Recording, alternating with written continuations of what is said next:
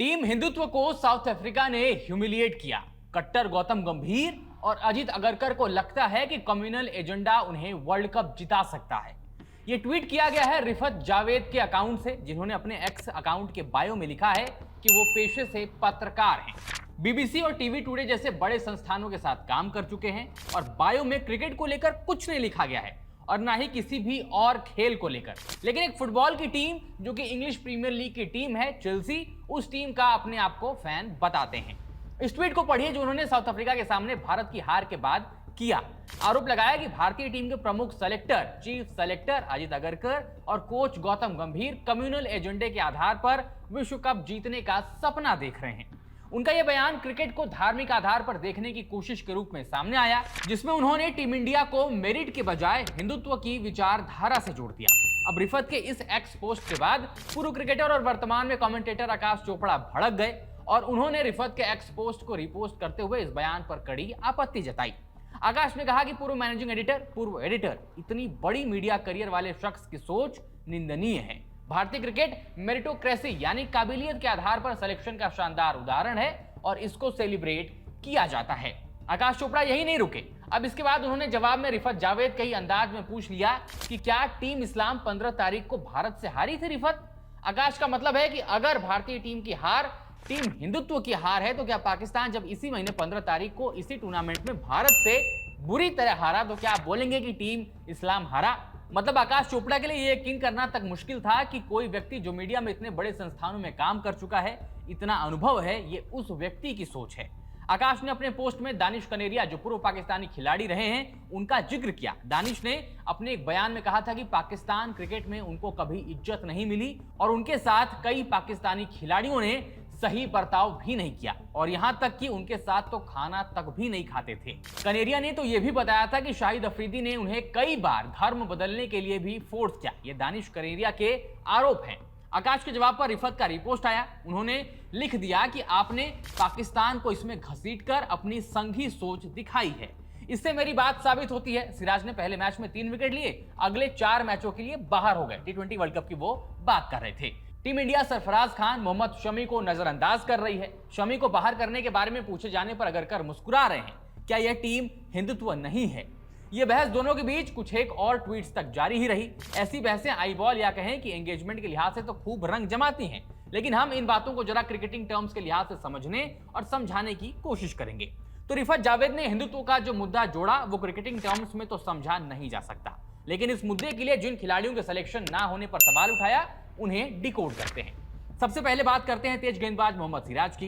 Team किसी भी setup में अपने खिलाड़ियों को एक लूप में रखती है जिसको स्कीम ऑफ थिंग्स भी बोला जाता है और world cup to world cup तक टीम चुनी जाती है। जसप्रीत बुमराह और अर्शदीप सिंह के आंकड़े T20 में कमाल के हैं और दोनों के दम पर ही हमने 2024 का T20 वर्ल्ड कप खिताब जीता था और आईसीसी ट्रॉफीज का सूखा खत्म किया था। सिराज भी कमाल के तेज गेंदबाज हैं। इंग्लैंड में हुई टेस्ट सीरीज में हमने सिराज का जादू देखा। T20 सेटअप में आपके पास सेटल्ड गेंदबाज हैं। सिराज की जगह इंजरी के बाद बनी हर्षित राणा की और जब उन्होंने मुकाबला खेला तो बुमराह को फीवर था, लेकिन बुमराह जब फिट हुए तो वो सीधा प्लेइंग 11 में आ गए, जो कि होना ही था। दूसरा मसला सरफराज खान के सिलेक्शन पर आइए। सरफराज खान लगातार रन बना रहे हैं डोमेस्टिक क्रिकेट में, लेकिन जब से डेब्यू सीरीज इंग्लैंड के खिलाफ उन्हें मिली उसके बाद से उनकी फॉर्म टीम इंडिया के लिए लगातार गिरी है। लेकिन वो खिलाड़ी डोमेस्टिक क्रिकेट में मेहनत कर रहा है, फिटनेस पर काम कर रहा है और सेलेक्टर्स की निगाह है उन पर और वो टेस्ट क्रिकेट के स्कीम ऑफ थिंग्स में भी हैं। हाँ, आप ये कह सकते हैं कि मौके कम मिले हैं, लेकिन अगर परफॉर्मेंस या फॉर्म गिरेगी तो सिलेक्शन कैसे होगा, अब चाहे जितने भी मौके मिले हो। अब ये डिबेट लाना कि फॉर्म तो बीच में कई खिलाड़ियों का खराब होता है, डिप आता है, तो फिर वो क्यों टीम में बने हुए हैं।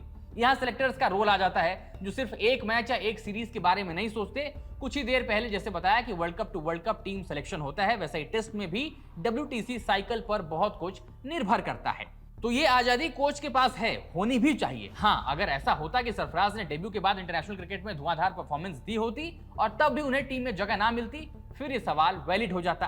टेस्ट क्रिकेट में टीम इंडिया का हाल बेहाल है। अगली सीरीज श्रीलंका से होनी है।